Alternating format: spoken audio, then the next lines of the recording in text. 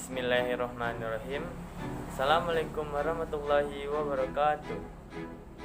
Buah keheningan adalah doa. Buah doa adalah iman. Buah iman adalah sebuah cinta. Buah cinta adalah sebuah pelayanan. Pelayanan dapat mendekatkan seseorang. Pelayanan juga dapat menjauhkan seseorang. Baiklah, pada beberapa menit ke depan saya akan menjelaskan terkait bentuk pelayanan barang publik, yaitu mengenai sifat-sifatnya dan implementasinya. Sebelum itu, perkenalkan, nama saya Deprianto dengan nomor NIM 2004-2091.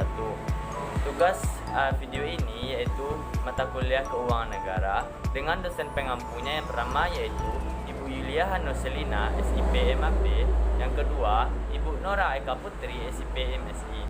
Langsung saja pada penyampaian materi yang pertama, yaitu mengenai ruang lingkup barang publik. Secara umum, barang publik bisa dipahami sebagai sesuatu yang dapat dinikmati atau dibutuhkan oleh semua orang. Suatu barang publik merupakan barang-barang yang tidak dapat dibatasi siapa penggunanya, dan sebisa mungkin bahkan seseorang tidak perlu mengeluarkan biaya untuk mendapatkannya. Setiap negara mempunyai perlakuan berbeda untuk mengelola barang publik dengan berbagai aturan, dengan tujuan utamanya yaitu menjamin barang publik tersebut dari segi ketersediaan dan manfaat sesuai yang diharapkan. Namun, masalah akan muncul ketika barang publik sudah diprivatisasi. Alasannya, perlu keikutsertaan swasta dalam mengelolanya, karena pemerintah mengalami kekurangan anggaran dan sumber daya manusia yang handal untuk mengelola barang publik. Barang publik atau disebut juga dengan public goods adalah barang yang apabila kita konsumsi oleh tertentu tidak akan mengurangi konsumsi oleh orang lain. Selanjutnya, barang publik sempurna atau pure goods didefinisikan sebagai barang yang harus disediakan dalam jumlah dan kualitas yang sama terhadap seluruh anggota masyarakat. Satu terminologi lainnya agak berkurang atau barang kolektif. Barang publik diletakkan pada sudut hulu sebuah kebijakan, tetapi yang menjadi hilir stabilitas ekonomi, tata kelola yang baik memang menjadi masalah yang cukup besar pada negara-negara berkembang. Di sisi lain, politik menjadi masalah ketika politik memberikan intervensi berlebihan pada kegiatan pemerintah.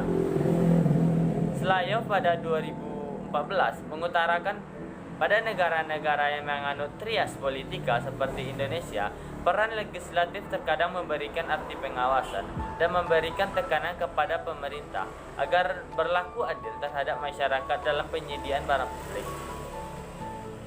Contoh barang publik ini diantaranya yaitu seperti yang kita rasakan, udara, cahaya matahari, papan marka jalan, lampu lalu lintas, pertahanan nasional, dan sebagainya.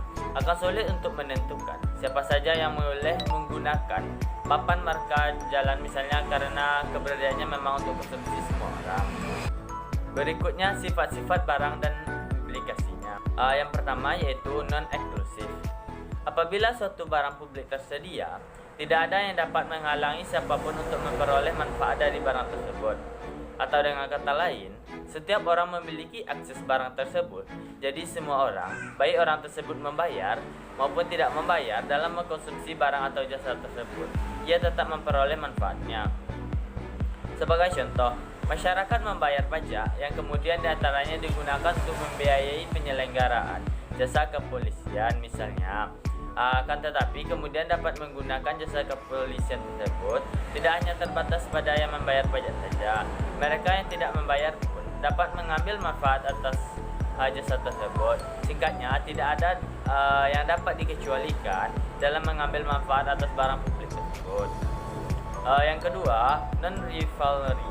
Non-rivalry dalam penggunaan barang publik berarti bahwa pengguna satu konsumen terhadap satu barang tidak akan mengurangi kesempatan konsumen lain untuk juga mengkonsumsi barang tersebut. Setiap orang dapat mengambil manfaat dari barang tersebut tanpa memengaruhi manfaat yang diperoleh oleh orang lain. Baiklah, berikut ini beberapa masalah yang melekat pada penyediaan barang publik. yaitu yang pertama, barang publik tidak akan pernah menguntungkan bagi negara karena biaya produksi, maka barang produk tersebut harus bernilai tambah buat negara. Yang kedua, konsep ekonomi yang selalu mencari keuntungan memaksa barang publik tidak lagi dapat diperoleh secara gratis. Yang ketiga, bagaimana pemerintah bisa memutuskan barang tersebut bisa gratis ketika penghasilan negara sendiri masih mengandalkan pada sektor pajak yang dipungut. Barang publik untuk rakyat yang semestinya dinikmati secara gratis oleh masyarakat masih berupa teori. Privatisasi yang terjadi akan membawa pergeseran makna barang publik yang berkarakteristik non-exchangeable dan non-rival. Mekanisme pasar akan memaksa pemerintah untuk melakukan penyelamatan ekonomi dengan menggandeng pihak swasta. Pemenuhan kebutuhan barang publik tidak hanya dilakukan oleh pemerintah, namun juga pihak swasta. Kenyataannya, kebijakan yang ada terkadang tidak berdasarkan pada keadilan dan tidak berpihak kepada masyarakat dengan mengorbankan satu hal demi keuntungan yang lebih besar. Pemenuhan barang publik oleh pemerintah menjadi salah satu cerminan tanggung jawab pemerintah terhadap warganya.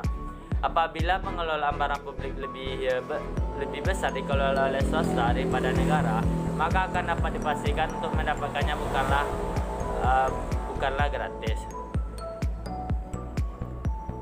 Pemerintah harus menjamin kesetaraan hak setiap individu akan barang dan jasa publik, mengawasi setiap langkah swasta yang dapat mempengaruhi pasar supply and demand, agar mereka tidak melakukan praktek monopoli menyediakan barang publik dan swasta secara bersama-sama, menghindari faktor-faktor yang merugikan masyarakat. Dalam prakteknya, permintaan akan cenderung menggambarkan barang publik. Baiklah, itu saja sedikit penjelasan dari saya. Saya undur diri apabila terdapat kesalahan dalam pengucapan.